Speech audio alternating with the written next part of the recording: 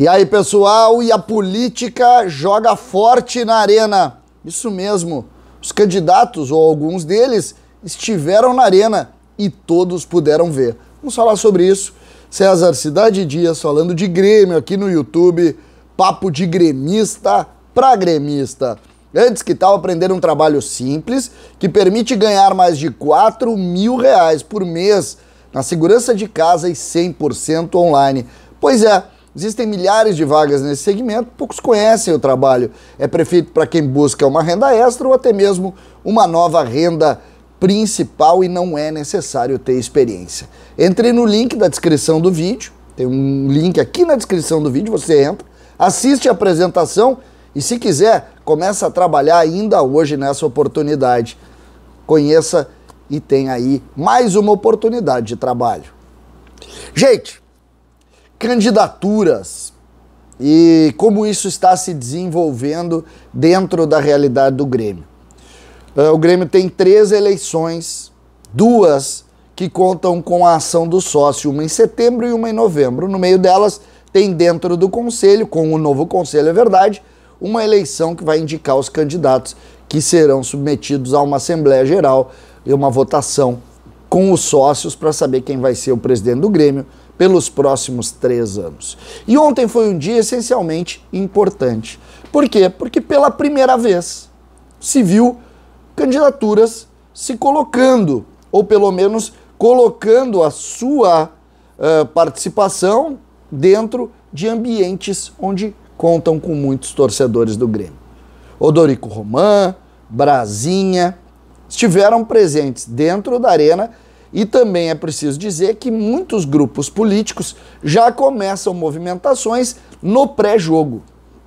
Nós conseguimos analisar e ontem era importante que a gente entendesse o contexto do jogo exatamente para tentar falar. Eu gravo esse vídeo aqui por volta de 18 horas do domingo, porque a rede social acabou falando muito sobre isso um dia após o jogo.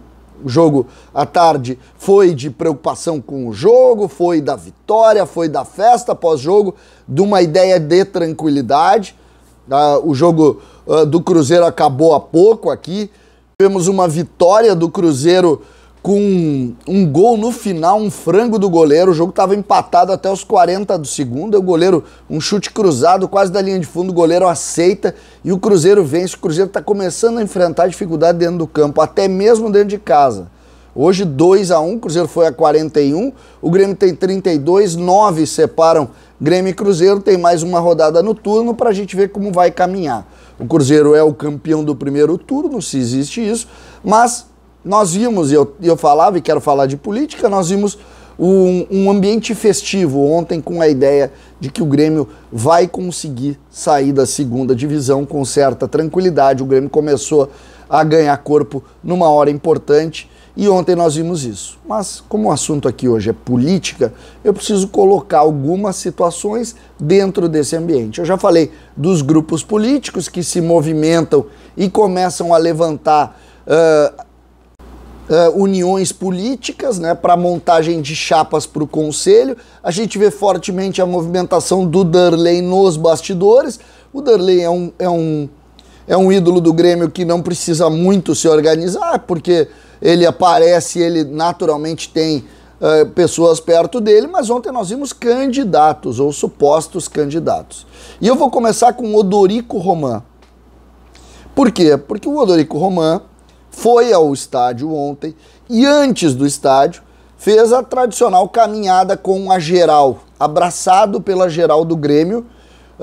No Twitter ele colocou baita dia de Grêmio, você vê a imagem aí, eu fiz um print para isso, com a nossa torcida mais fanática, vamos em frente, dá-lhe Grêmio, bateu muitas fotos, foi muito aplaudido, muito abraçado pela geral e esse é um dos pontos que nós precisamos avaliar, analisar, porque a geral também é uma figura importante na política do Grêmio, porque envolve muita gente, e o Odorico, de certa maneira, foi abraçado ontem e mostrou também que estava disposto a ir lá para isso, né? Para essa ideia de entendimento da relação com o torcedor.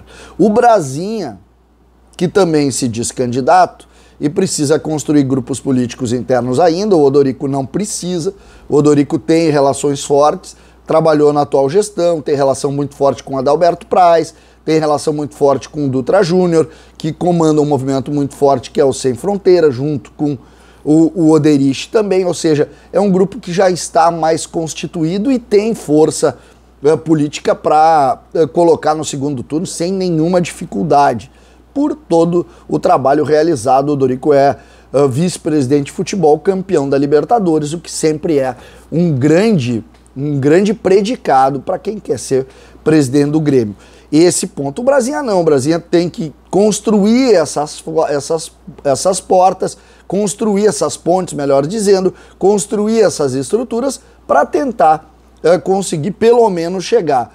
Isso começa, obviamente, na eleição do conselho, começa porque o Grêmio renova 150 conselheiros e renovando 150 conselheiros, o Grêmio vai ter uma mudança dessas peças naturais e normais que estaríamos ou que teríamos antes. A força do presidente Romildo Bolzan, que ainda não se movimentou nos bastidores, também começa a se ver.